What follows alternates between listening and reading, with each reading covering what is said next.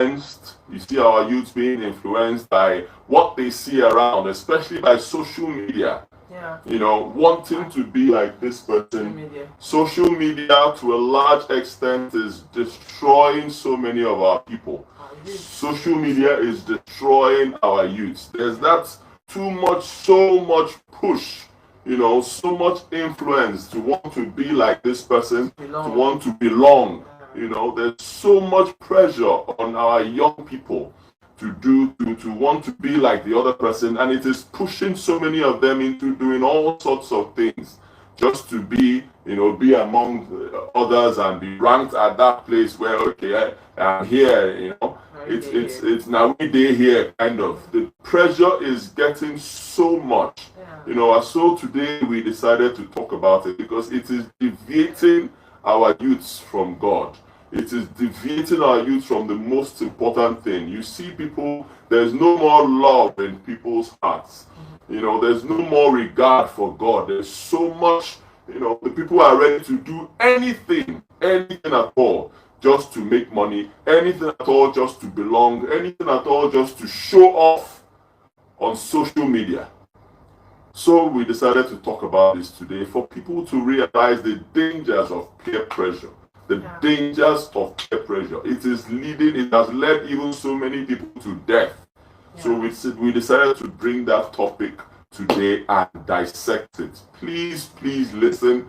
Please, if you can spread the word, please spread the word. Let more and more young people tune in, because this is a topic that we really need to treat. This is a topic that is affecting our society, and we need to treat it so much. Her Excellency, I know you have a lot to say concerning peer pressure. I like God's grace. And before I start, or rather before we start, I want to say that whatever we're going to say here today, it's all coming from love. Of course. It's all coming from love.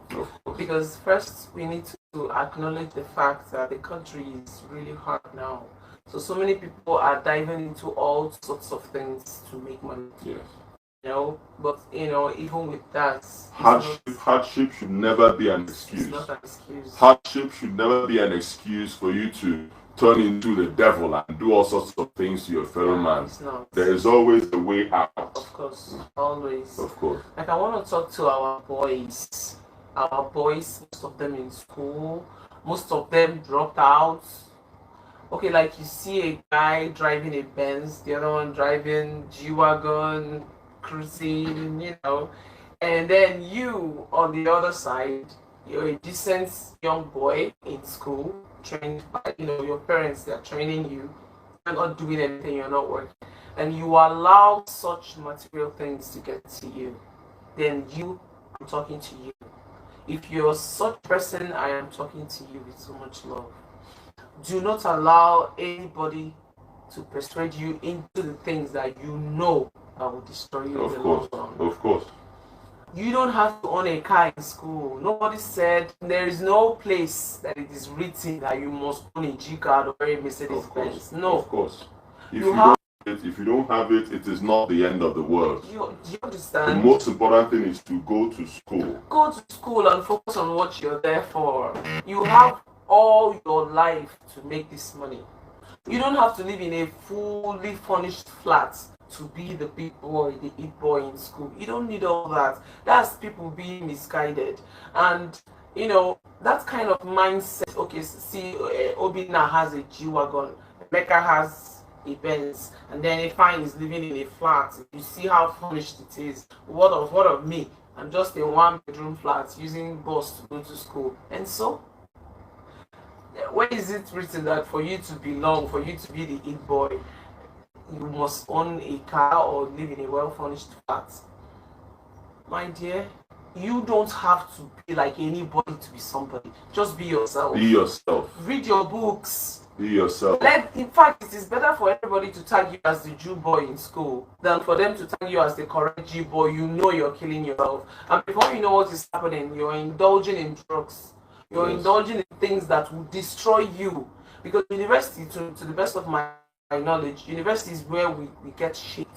University is either you make your life there or you destroy your life in the university. Exactly. So it is actually in your hands. Your destiny is in your hands. So you make the right decision. Agree to be that Jew boy in school. And after that, by God's grace, you can actually be the it boy after. But if you decide to like, no more, I have to do what they are doing, and it was in all come with a normal cookie. We all have different destinies. You as a boy that I'm talking to right now, you might say, okay, since they are doing it, let me do it. They might make it, you might not. You may not. So you have to remember your parents that are suffering to take you through school, because to pay school fees today, no. Hey, my people, now so we see our daddy Gio and the mommy Gio, they don't come give us advice. So now so we see am for our church. So now waiting they tell us today, now be this one. Now I say make I kukuma come bring out on a notice. So I hope so now listening. Well, don't forget to let us know what you think on the comment section. Catch you guys on my next one. Bye bye.